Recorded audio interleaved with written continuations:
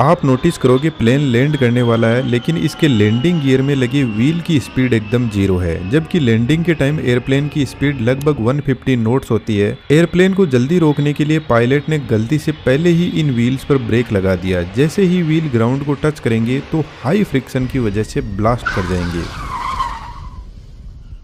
Basically airplane में 4 type के break लगे रहते हैं जो मिलकर इसको रोकने का काम करते हैं। जब एयरप्लेन हाइट पर होता है तो हवा के ड्रैग फोर्स से बचने के लिए लैंडिंग गियर को विंग और बॉडी के अंदर हाइड करके रखा जाता है। जब प्लेन रनवे पर पहुंचने वाला होता है उस टाइम पर फेयरिंग डोर ओपन होते हैं और लैंडिंग गियर खुलने लगते हैं। बेसिकली लैंडिंग गियर में हाइड्रोलिक एक्चुएटर लगा रहता है जो इसको डिप्लॉय करता है। लैंडिंग के टाइम पर हाई फोर्सेस लैंडिंग गियर पर लगते हैं तो गियर को साइड सपोर्ट के लिए साइड ब्रेसिंग लगी रहती है, लेकिन इस ब्रेसिंग के साइड सपोर्ट से काम नहीं चलेगा, इसको लॉक करना जरूरी है जिसके लिए लॉकिंग स्टे लगे रहते हैं।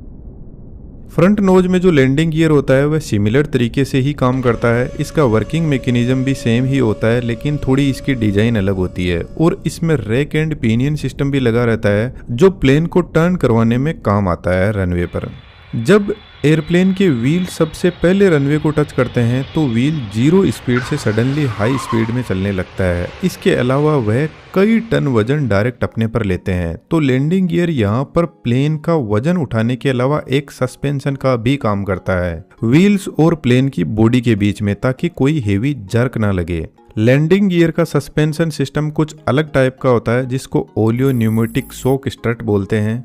बेसिकली इसके अंदर 2 पार्ट होते हैं। ऊपर का यह पार्ट सिलेंडर होता है जो बॉडी से कनेक्टेड रहता है और इसके अंदर पिस्टन होता है जो व्हील असेंबली से कनेक्टेड रहता है। पिस्टन में आप यहाँ देखोगे एक ओरिफाइस होता है जिसके अंदर मीटरिंग पिन होती है जो कुछ ऐसे लंबी होती है और इसकी शेप नीचे से आप देखोगे तो वाइड होती जाती है।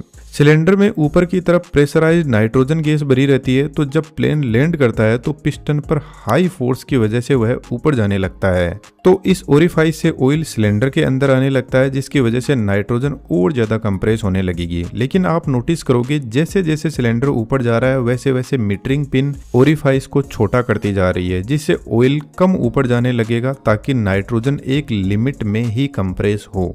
जब सडन जर्क को यह शॉक स्ट्रट एब्जॉर्ब कर लेते हैं तो नाइट्रोजन अब वापस अपना प्रेशर रिलीज करती है, जिससे ऑयल पर प्रेशर आता है और पिस्टन वापस बाहर जाने लगता है। यहाँ पर आप देखोगे सेमी डैम्पर लगा रहता है जो लैंडिंग के टाइम पर हाई वाइब्रेशन और फोर्सेस आते हैं उनको हैंडल करता है और शॉक स्ट्रट तक सक्सेसफुली ट्रांसफर करता है।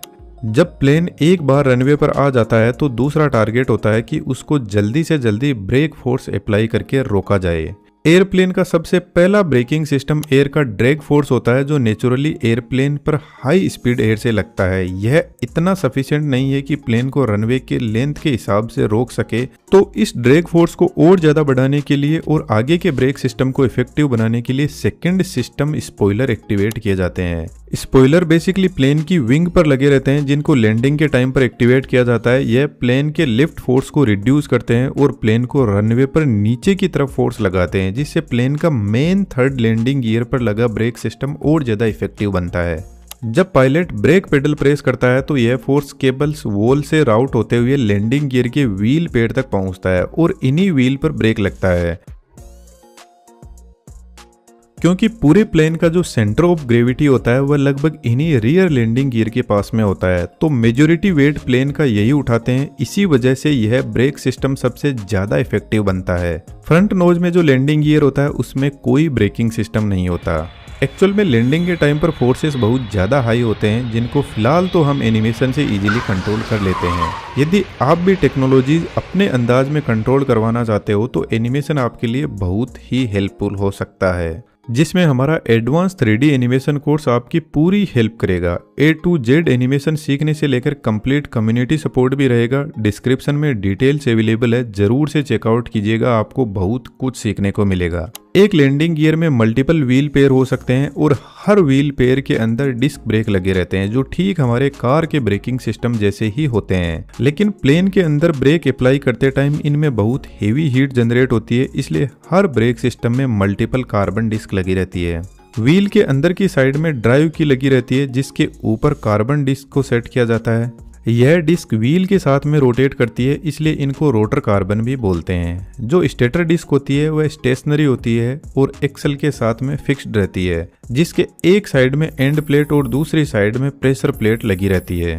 जब व्हील को वापस स्टेटर पर सेट करते हैं तो आप देखोगे जो रोटर कार्बन डिस्क है वह स्टेटर कार्बन डिस्क के बीच में जाकर सेट हो जाती है। जो प्रेशर प्लेट होती है उसके ऊपर पिस्टन हाउसिंग लगी रहती है, जिसमें मल्टीपल पिस्टन सेट होते हैं। तो जब पायलट ब्रेक अप्लाई करता है तो इसमें लगे पिस्टन प्रेशर प्लेट और स्टेटर डिस्क को एंड प्लेट की तरफ पुश करते हैं, जिसकी वजह से रोटर डिस्क कंप्रेस होने लगती है और व्हील पर ब्रेक फोर्स आने लगता है। जब व्हील पर ब्रेक लगने लगता है तो व्हील और रनवे के बीच में फ्रिक्शन जनरेट होता है, जिसकी वजह से एयरक्राफ्ट स्लो डाउन होने लगता है। लेकिन इस ब्रेकिंग के टाइम पर टायर फट भी सकते हैं यदि ज्यादा पावर से ब्रेक लगा दिया जाए या फिर व्हील प्रॉपर फ्रिक्शन जनरेट नहीं कर पाए।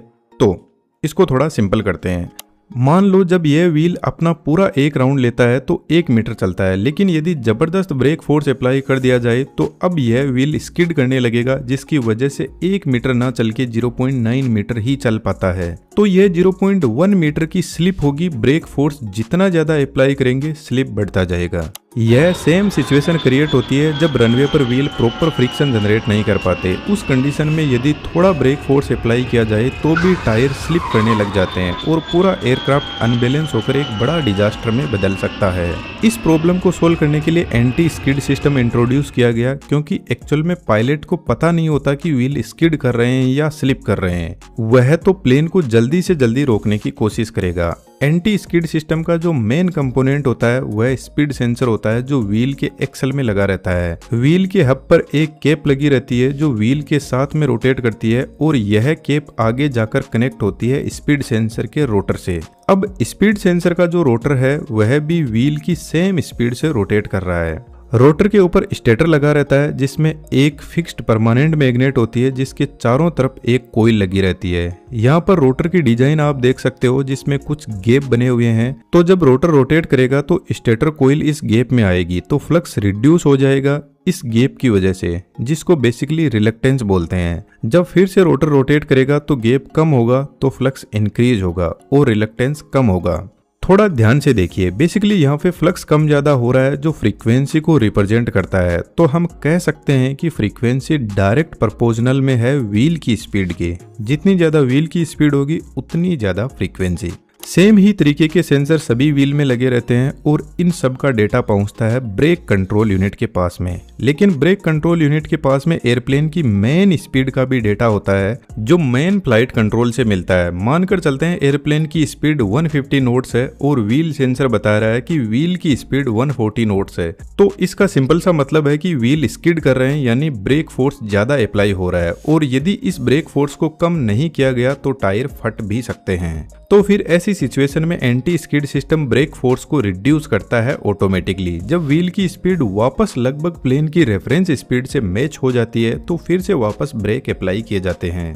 लेकिन एयरप्लेन के अंदर जितने भी व्हील्स होते हैं उन सभी ब्रेक्स का कंट्रोल अलग अलग होता है और यह बहुत ज्यादा जरूरी है, क्योंकि मानकर चलते हैं इन व्हील पेयर में से एक व्हील ऐसा है जिस पर हेवी ब्रेक फोर्स आ रहा है और वह बहुत ज्यादा स्किड कर रहा है, जबकि बाकी बचे हुए सभी व्हील्स पर इक्वल और नॉर्मल फोर्स है। तो ऐसी कंडीशन में यह व्हील पूरे एयरक्राफ्ट को एक साइड में ले जाएगा। इस प्रॉब्लम से बचने के लिए एंटी लॉक प्रोटेक्शन सिस्टम दिया रहता है, जिसमें यदि किसी व्हील की स्पीड इन सभी व्हील में से हाईएस्ट स्पीड वाले व्हील से 30% कम है तो anti lock protection system activate होता है और ब्रेक को रिलीज करता है। जब व्हील की स्पीड इन सभी व्हील्स के बराबर हो जाती है तो फिर से वापस ब्रेक अप्लाई किए जाते हैं। यह सिमिलर सिस्टम हमारी गाड़ियों में भी काम करता है। कमेंट बॉक्स में जरूर से इसका नेम बताना। एक डिजास्टर सिचुएशन और हो सकती है, यदि पायलट लैंडिंग गियर के रनवे से टच होने से पहले ही ब्रेक अप्लाई कर दे तो व्हील लॉक हो जाएंगे और हाई फ्रिक्शन की वजह से व्हील ब्लास्ट भी कर सकते हैं।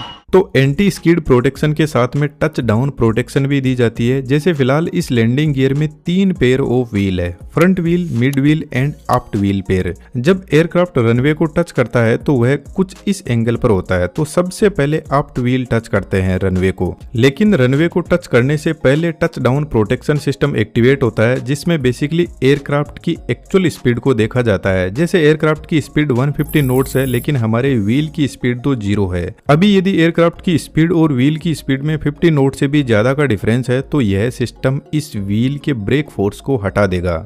देखा जाए तो यह व्हील सबसे ज्यादा हाई स्पीड व्हील है अपने ग्रुप में। जब यह अपनी लगभग स्पीड अचीव करने लगते हैं तो इन दोनों व्हील पेयर के लिए भी टच डाउन प्रोटेक्शन को एक्टिवेट करता है और इसके लॉक को भी हटा देते हैं। जब अप व्हील अपनी रेफरेंस स्पीड के पास में पहुंचने वाले होते हैं तो इसमें ब्रेकिंग सिस्टम एक्टिवेट हो जाता है।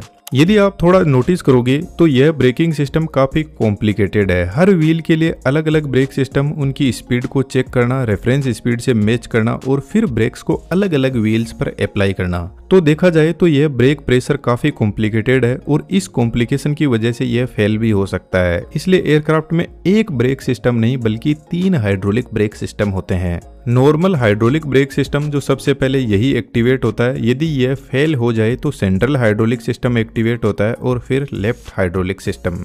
इन तीनों ब्रेक सिस्टम के पास में अपना अपना प्रेशर होता है और यहाँ पर multiple metering wall, normal wall, anti skid wall से होते हुए प्रेशर घूम घूम कर प्रेशर इन व्हील्स तक पहुँचता है। अब आता है फोर्थ ब्रेक सिस्टम जिसको थ्रस्ट रिवर्सल बोलते हैं। लैंडिंग से पहले इंजन पीछे की तरफ थ्रस्ट क्रिएट करता है जिससे इंजन को आगे की तरफ फोर्स लगता है। लेकिन यदि इस थ्रस्ट को रिवर्स कर दिया जाए तो यही थ्रस्ट एयरक्राफ्ट की स्पीड स्लो डाउन कर सकता है। लेकिन यहाँ पर इंजन को रिवर्स नहीं किया जाता।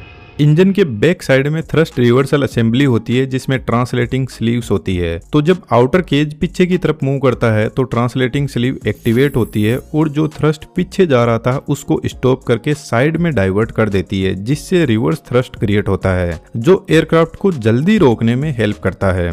आपका सपोर्ट हमारे लिए बहुत जरूरी है। एक छोटा सा सपोर्ट आप चैनल मेंबरशिप के थ्रू हमें कर सकते हो और भी ऐसे बेहतरीन वीडियोस के लिए चैनल पर विजिट कर सकते हो। चैनल को सब्सक्राइब करना ना भूले। Thank you.